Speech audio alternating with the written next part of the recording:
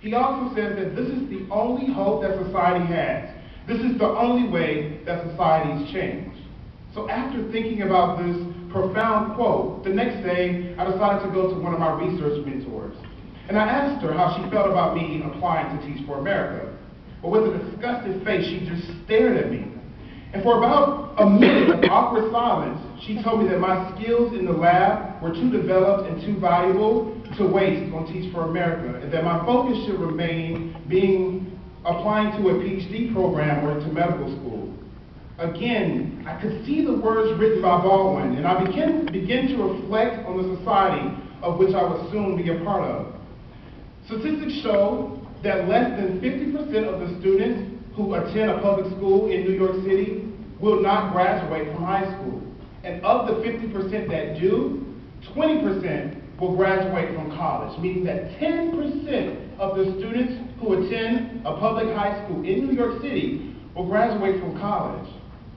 After thinking about those statistics, the next day I emailed Shantae back, and a few months later, I was accepted into Teach for America.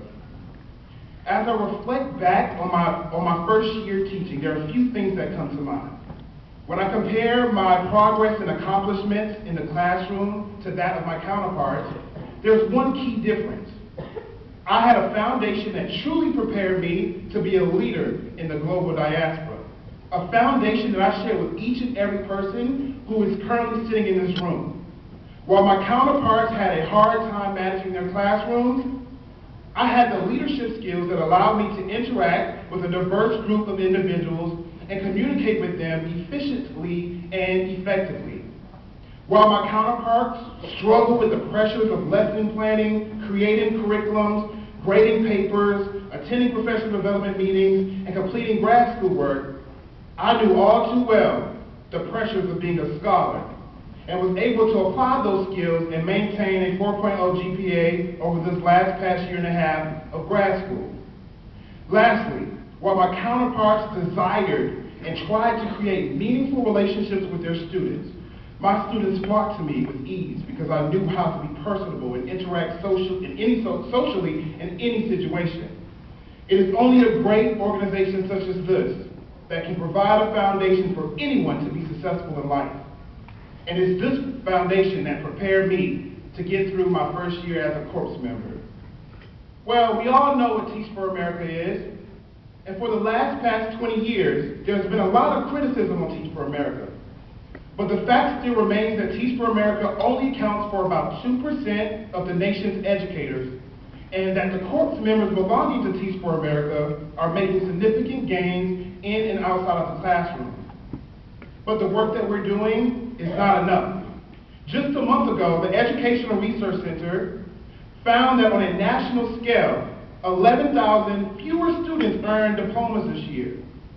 They also found that 1.3 million students are falling through the cracks of high school every year, meaning that 7,200 of the students are lost per day. 85% of my students represent these numbers. 85% of my students have been failed by the education system. And I want to give you an example of one of my students. This student's name is Rayshawn Simmons. I met Rayshawn during the last period of my first day as a teacher. Rayshawn came into my classroom loudly. He sat down, kicked his feet up on the table, and when I asked him to please take them down, he rolled his eyes. He waited a minute, and then he took them down very slowly. As I proceeded to explain my classroom rules and grading policy, he blurted out, "That's not how we do things here, mister." Well, I told him that if he cuts me off mid-sentence one more time, then we were going to have a problem. The next thing I knew, Rayshawn gathered his belongings and he walked out. The next day, Rayshawn came into the classroom the same way, laughing, singing songs, rapping, talking to people across the classroom. And there seemed to be nothing that I could do or say to control him long enough, even to get him to write his name on a piece of paper. Because I know that students often test their teachers' patience as a way to see if they can control them, I went to several other teachers in the school and I asked them for their experiences with Rayshawn and whether or not he displayed similar behaviors in their classroom. A number of the teachers in my school told me that it was normal for him to act like that, and that they didn't hold him to high expectations. What? You don't hold him to high expectations? That in itself is one of the driving contributors to the achievement gap. And I was baffled that these veteran teachers of 10 and 15 years didn't care enough for this boy to dig a little deeper after having him sit in their classrooms for over 2 years. At that moment, I made a vow to be the person who turns Rayshawn's life around.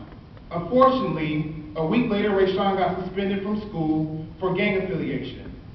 It was the very same day that my principal came into my classroom and told me to escort my students out of the building after my last class, and to stand outside until all students got onto the train safely, for it was gang initiation week, and kids all over the city were turning up dead and with their faces slashed. A month went by until I saw Rayshawn again, and when he finally returned to school, I had a conversation with him. He promised to do better in class, but his actions proved otherwise. Every time I asked him to do something, he would resort to saying that he was a retard and he couldn't do it. I constantly asked Rayshawn to come eat lunch with me and to stay after school so I could help him catch back up in his coursework. The end of the semester came, and it was time to get a new bunch of students. The next thing I knew, Rayshawn came in and gave me a 3-page paper, and I'm going to read an excerpt from his paper. I'm tired of my mom always shaking her head at me. I'm getting older, and if I keep playing around and not worrying about work, I will end up broke and not smart. I know sometimes I be hyper in your class. It's just because your class is the funnest class, and it's hard for me to control myself. I just started looking at how silly I look when I mess up in school. I go to school every day, so why not do good? I don't want to be worried about what class I pass. I want to know that I already passed my classes. I'm going to try hard to have the teachers on my side because it gives you a better look. I know that I'm not going to be a perfect kid, but I want to be a student that teachers are proud of. I really want to do good in life. I don't want to struggle like my parents do.